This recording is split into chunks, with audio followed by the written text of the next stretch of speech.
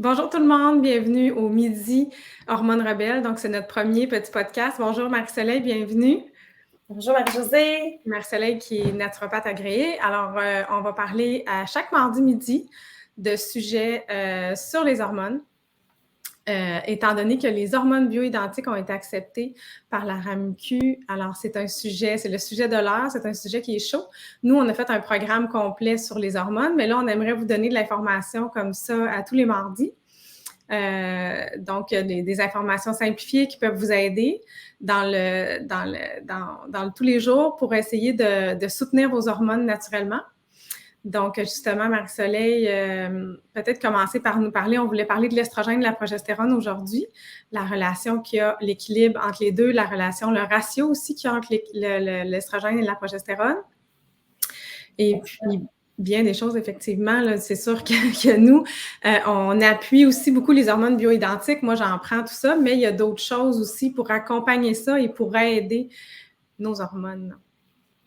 Super, merci Marie-Josée. Puis, pour ceux qui nous écoutent, bonjour à tous. Si vous pouvez peut-être nous dire dans les messages si c'est la première fois que vous nous écoutez, est-ce que vous avez attrapé le direct de mercredi passé d'ailleurs, qu'on vous parlait des détails de qu'est-ce qu'on va vous parler dans les podcasts des Midis Hormones Rebelles, juste parce que si vous n'avez pas attrapé celui de la semaine passée, on pourra vous mettre le lien. On pourrait aussi vous mettre le lien avoir les détails. Si jamais vous trouvez que c'est trop court aujourd'hui, vous voulez en savoir plus, on pourra vous répondre dans les messages. Donc, juste nous dire si vous étiez là avec nous mercredi passé ou non. Mais à l'avenir, ça va être les mardis qu'on va être avec vous. Donc, oui, c'est bien dit. C'est vraiment un sujet chaud. Les hormones bioidentiques, on s'est dit que c'était super important de partager des notions de base pour aider les femmes à comprendre est-ce qu'ils ont vraiment besoin d'aller vers ça ou est-ce qu'il y a d'autres solutions? Donc, ça dépend de votre âge. Donc, la première question à vous poser, c'est est-ce que vous êtes encore fertile? Est-ce que vous avez encore des cycles menstruels? Je sais qu'il y a des exceptions pour ceux qui se font enlever l'endomètre. La question vraiment, c'est pas nécessairement êtes-vous absolument capable d'avoir un enfant, mais avez-vous encore des cycles au niveau des hormones? Donc, est-ce que vos ovaires fonctionnent encore? Si c'est le cas, puis vous avez beaucoup de symptômes, par exemple, prémenstruels, il y a des femmes, des fois, qui vont avoir soit des douleurs ou des problèmes d'humeur au niveau de l'irritabilité. Il y en a que ça va être des migraines, il y en a que ça va être la fatigue. Donc, si vous avez des problèmes et que vous avez écouté l'émission à la télévision qui vous parle de à quel point c'est merveilleux les hormones bioidentiques, avant de nécessairement aller vers là, il y a des choses à se poser comme question parce que si on rajoute des hormones sur un corps qui a des blocages, les blocages vont être encore là. Puis des fois, ces femmes-là vont se ramasser à prendre ça puis être soit pire ou pas avoir d'amélioration puis être encore plus découragées parce qu'il y en a des fois qui vont avoir fait des grosses démarches pour obtenir une prescription d'hormones bioidentiques. Il y en a qui vont même avoir payé au privé. Puis là, des fois, ils se ramassent dans nos bureaux de naturopathes puis ils ont encore leurs symptômes d'SPM ou de douleur ou de malaise, peu importe. Donc, j'ai vu des femmes, des fois, qui avaient vraiment besoin d'hormones, qui étaient même rendues en ménopause, mais que ça leur donnait des douleurs au sein, par exemple. Fait qu'on veut un peu démêler ça aujourd'hui. Est-ce que ceux qui ont des SPM plus sévères ont des chances d'avoir une ménopause plus sévère? Oui, c'est connu. En fait, c'est que le plus qu'on a de la difficulté, justement, avec ce métabolisme-là, donc la transformation des hormones par notre foie, entre autres, il y a d'autres organes, mais c'est surtout le foie qui va gérer ça. C'est pas connu, ça, que l'on transforme nos hormones par le foie, je pense, par le public en général. C'est ça qui n'est pas assez connu. Donc, c'est pour ça que c'est important d'en parler. Le foie a besoin de nutriments. On l'a mentionné un petit peu la semaine passée. On a besoin des vitamines du groupe B, du magnésium. Le foie gère vraiment beaucoup de choses. Donc, ça peut être génétique ou ça peut être l'alimentation. Puis, on sait que le stress aussi va aller inhiber plein de choses. Donc, avant de rajouter des hormones, des fois, ça vaut la peine de connaître la cause en arrière de vos malaises. Puis, qu'est-ce que le ratio entre l'estrogène et la progestérone? Pourquoi c'est important d'avoir un ratio précis? Moi, c'est une bonne question, merci. Il y a des femmes, justement, qui vont faire moins de progestérone, même quand elles sont encore dans l'âge, justement, d'ovuler puis d'avoir des cycles menstruels, parce que la progestérone, elle est fabriquée par une molécule dans votre corps, en fait, une cellule qui s'appelle la mitochondrie. Donc, c'est comme un petit fourneau cellulaire qui fait plein de choses pour vous, dont votre énergie, votre force, etc. Et donc, ça peut être affecté, ça peut être diminué par le stress. Donc, il y a des fois les femmes qui vont se ramasser avec un ratio déséquilibré parce qu'elles sont épuisées, par exemple. Donc, si on regarde des graphiques sur Internet, si vous tapez graphique progestérone, estrogène sur Google, vous allez voir là, que c'est comme une vague. Puis, après l'ovulation, vous êtes supposé de fabriquer de la progestérone, puis vous êtes supposé d'en fabriquer une certaine quantité pour votre bien-être et aussi pour assurer la fertilité si jamais vous désirez tomber enceinte. Mais le problème, c'est que des fois, l'ovulation, soit ça se fait pas du tout, ou des fois, ça se fait quand même. Donc, les gens vont le sentir, mais il n'y aura pas beaucoup de progestérone fabriquée de par un stress chronique, une fatigue ou un manque de certains nutriments. Et donc, qu'est-ce qui arrive à ce moment-là? C'est que dans le corps, il y a de l'estrogène qui est fabriqué avant l'ovulation. Puis si vous n'avez pas eu la capacité de fabriquer votre progestérone, bien, l'équilibre entre, donc si on regarde le graphique sur Google, vous allez voir 2 vagues, bien, il va y avoir un trop grand écart. C'est ça qu'on appelle une dominance en estrogène parfois. Il y a trop d'estrogène par rapport à la progestérone. Puis ça fait des problèmes. Exactement, parce que l'estrogène, elle est plus inflammatoire, elle est plus excitatoire dans le sens qu'elle peut causer plus de l'irritabilité, tandis que la progestérone, elle est anti-inflammatoire, puis elle est calmante. Oui, c'est pour ça que les femmes qui ont une belle progestérone, souvent vont faire moins d'anxiété, vont avoir moins de problèmes de sommeil, vont dormir mieux, vont avoir moins d'irritabilité, etc. Donc, ça, c'est une façon de voir le déséquilibre du ratio entre estrogène et progestérone, donc quand il n'y a pas assez de progestérone par rapport à l'estrogène, ou des fois, c'est pas ça. Donc, il y a différentes façons de voir cette fameuse dominance en estrogène-là qu'on entend souvent parler. Des fois, c'est le ratio, mais des fois, c'est comment vous métabolisez l'estrogène, qui est comme ici, là, si on veut, là, indépendamment du cycle, des fois, la progestérone va être plus haute, mais dans votre corps, votre estrogène, vous l'utilisez, qu'elle vienne de votre corps, donc principalement des ovaires chez la femme, ou qu'elle vienne de la pilule anticonceptionnelle ou qu'elle vienne des hormones que vous prenez pour la ménopause, cet estrogène-là, une fois qu'elle est utilisée dans le corps, elle doit être éliminée. C'est comme ça devient un déchet une fois qu'elle est utilisée. Puis c'est là, des fois, que ça va bloquer puis que ça va causer justement des symptômes de déséquilibre. Fait que des fois, les gens pensent qu'il manque de progestérone. Ça peut être le cas, mais des fois, c'est que l'estrogène, elle est mal sortie, elle sort mal du corps une fois qu'elle est... Elle se réaccumule ou? Exactement. Fait que ça peut recirculer dans le corps. Puis là, des fois, les gens vont justement avoir de l'enflure, des migraines, des maux de tête, de l'incapacité à perdre du poids, vont être plus irritables, plus mal au sein. Il y en a qui vont développer des excroissances en lien avec l'estrogène, comme les fibromes, par exemple. Fait que là, des fois, ces femmes-là vont avoir écouté des émissions ou des podcasts, puis ils pensent que leur solution magique, c'est d'aller rajouter de la progestérone pour aller aider le ratio. Mais c'était pas ça leur problème. Si c'est ça, si c'est pas ça leur problème, ça se peut que ça soulage un petit peu, mais s'ils sont pas capables de bien détoxifier, c'est un terme général, mais dans le fond, c'est le métabolisme, donc on pourrait dire la transformation de l'estrogène, principalement par votre foie, pour que ça se rende dans votre tube digestif, donc que ça passe dans les selles via la toilette pour être éliminé. S'il y a un blocage là, ben à ce moment-là, ces femmes-là, même s'ils rajoutent la progestérone, des fois vont avoir encore des symptômes, vont être encore à risque des complications avec l'excès d'estrogène. Parce que c'est nocif, l'extrait d'estrogène, qui n'est pas éliminé. Là. Oui, c'est une toxine, puis c'est relié à plein de problèmes de santé. Donc, la liste est vraiment longue. On en parle un petit peu là, dans nos blogs, on en parle surtout dans le programme, mais on le sait tous.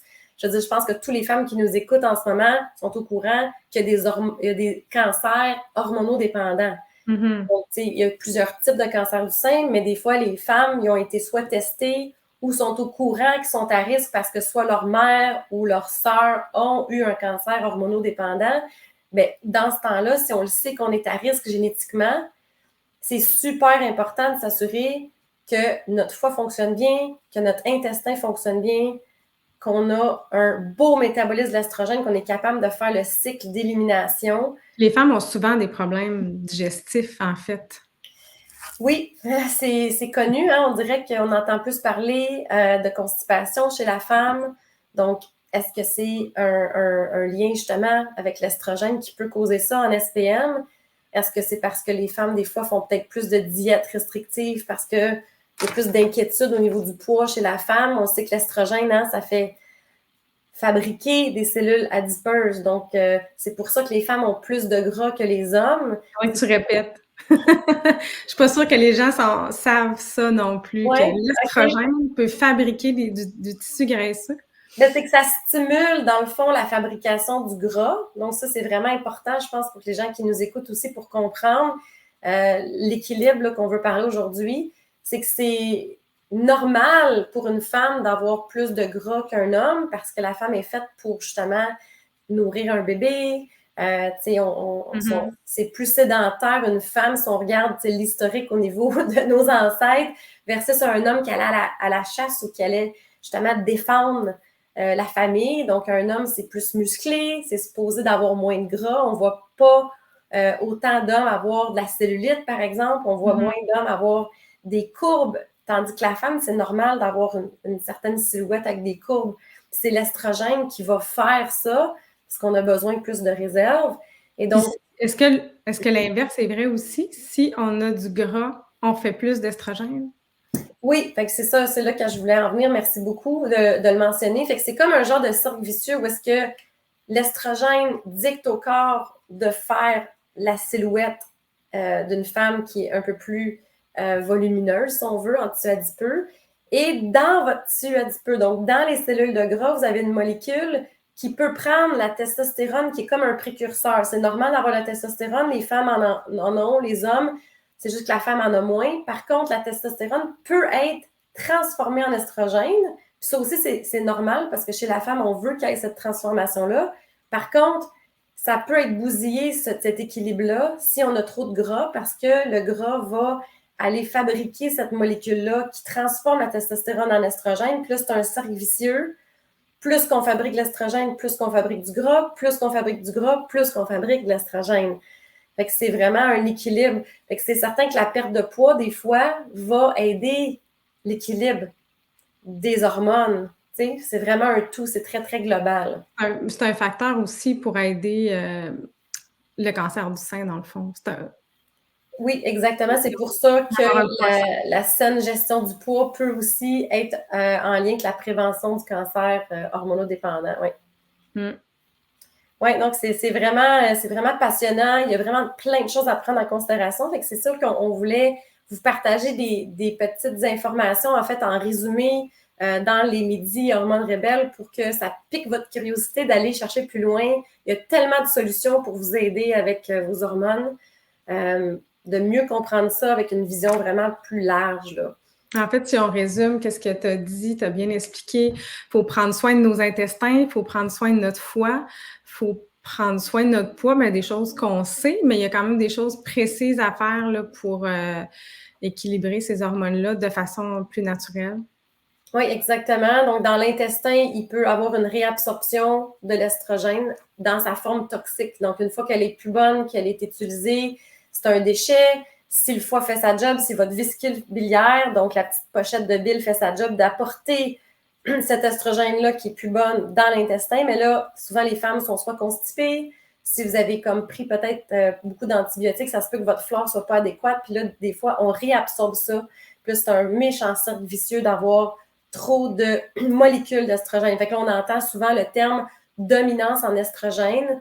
Fait qu'il faut faire attention, il faut se poser la question, ça vient de où? Puis c'est ça, est-ce que c'est une réabsorption? Est-ce que c'est parce que le foie va pas bien? Est-ce que c'est parce qu'on n'a pas cette fabrication de progestérone-là? Soit qu'on est trop stressé, soit qu'on manque de nutriments. Aussi, je pense.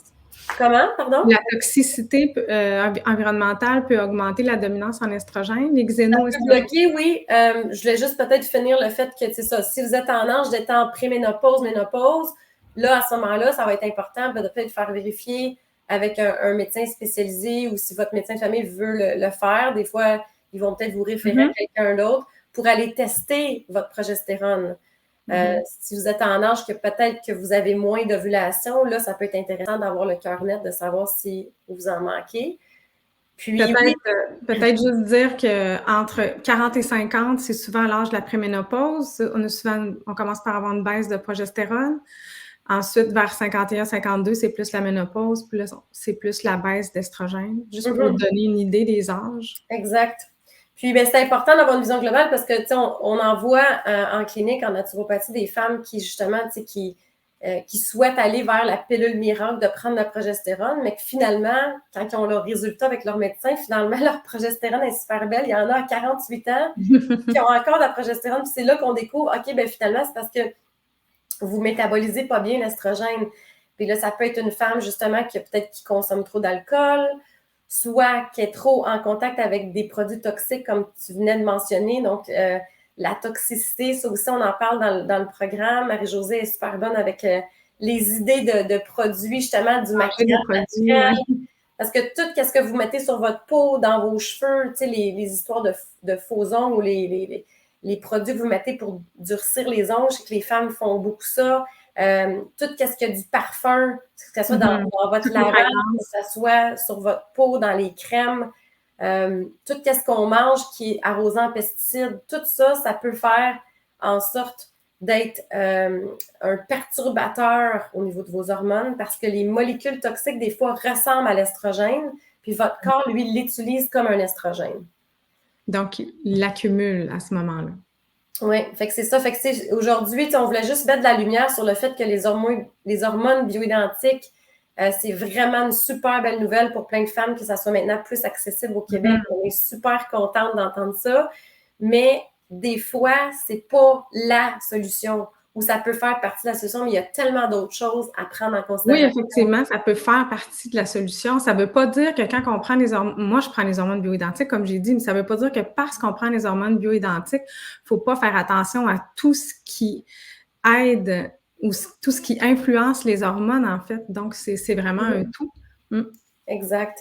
Pour ceux qui se posent la question par rapport aux toxines qu'on a mentionnées, comme les parfums, les produits cosmétiques, vous pouvez trouver la liste dans mon blog de la naturopathe du sexe. Puis vous l'avez encore plus en détail dans notre programme. On a un chapitre au complet, en fait un module au complet où est-ce qu'on vous donne 2 heures d'informations de comment détecter ces toxines-là qui peuvent imiter l'estrogène, comment les éviter, puis comment remplacer vos produits, soit corporels ou ménagers. C'est certain que vous allez pouvoir fouiller un peu plus loin si ça vous intéresse, là, ce sujet-là. Ben, merci beaucoup, Marie-Soleil, pour le podcast de ce midi. Puis c'est ça, s'il y en a qui sont intéressés au programme, on a fait un programme super intégral de 12 modules.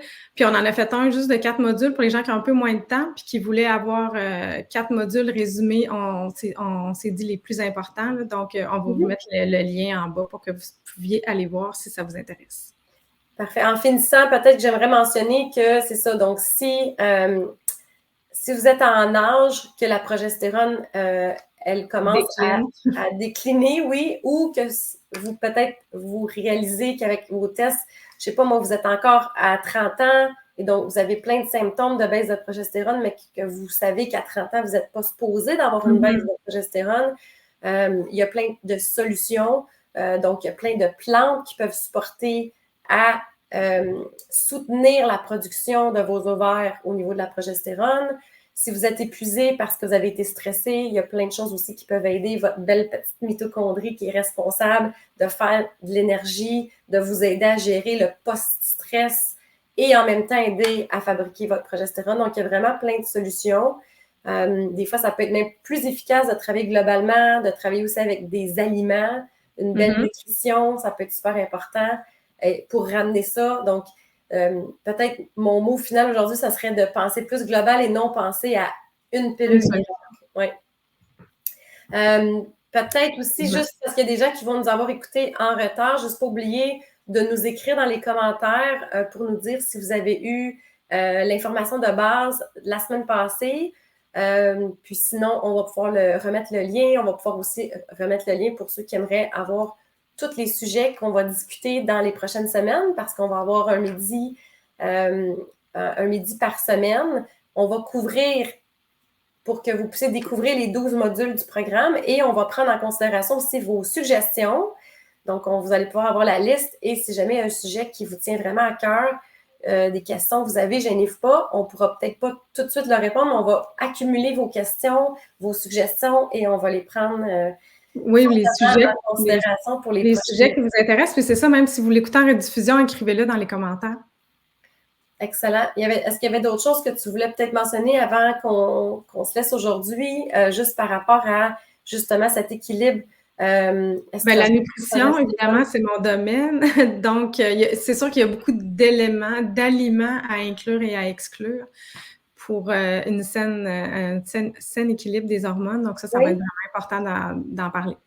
Peut-être pour justement donner un peu l'eau à la bouche aux gens de faire des petites modifications qui sont parfois faciles. Est-ce que tu veux qu'on mentionne peut-être 2 aliments à retirer, puis 2 aliments à rajouter peut-être cette semaine? Ça pourrait être le fun de donner ce premier défi-là aux gens qui nous écoutent. Qu'est-ce que tu en penses? On va commencer par ajouter parce que c'est plus le fun. Donc, ajouter des laitues amères. Ça, c'est bon pour le foie, comme Marie-Soleil pourrait nous l'expliquer. Donc, c'est la raison pour laquelle on suggère ça.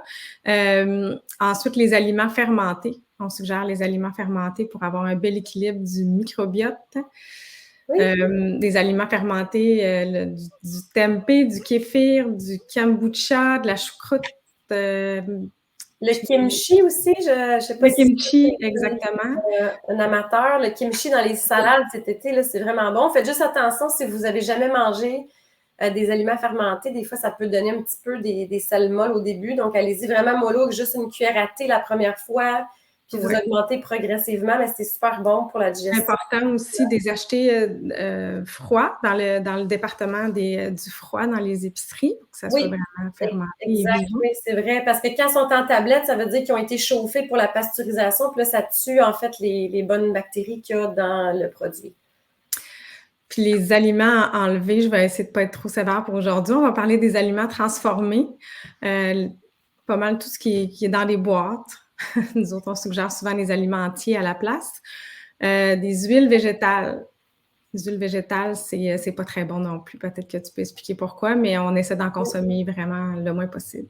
Oui, l'huile végétale, c'est un terme super large. Si on voit ça à l'épicerie dans des gros contenants ou des fois dans des bouteilles en long, les gens, on dirait qu'ils pensent que c'est correct parce que végétal, on pense que ça vient du légume, mais ça vient pas des légumes, ça vient du grain. Des fois, ça vient du soya, ça peut être du canola, ça peut être de coton même, qui est vraiment pas suggéré. Le problème avec ces huiles-là, c'est qu'ils sont super riches en oméga 6 et ils ont été aussi chauffés, puis des fois, ils utilisent même des solvants dans l'industrie pour aller chercher le maximum d'huile dans le grain. Donc, ils ne font pas juste l'écraser à froid comme on souhaiterait, en fait. Là, ils utilisent vraiment de la chaleur, des produits chimiques pour aller chercher le maximum pour qu'ils fassent le plus d'argent possible. Puis, ça vous donne une huile de pauvre qualité qui a possiblement des résidus de solvants. Et en consommant trop d'oméga 6, vous augmentez votre inflammation. C'est inflammatoire. Il y en a dans tous les take-out, tous les restaurants, tous les produits emballés.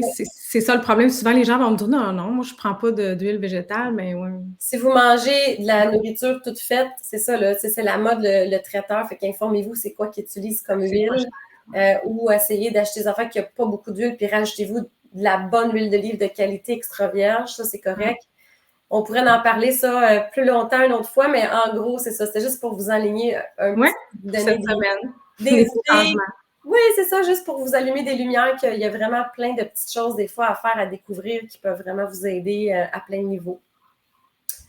Super. Ben, écoute, un gros merci, Marie-Josée. Merci, Marie-Soleil. On se revoit la semaine prochaine. Parfait. Bon après-midi, tout le monde. Bye-bye.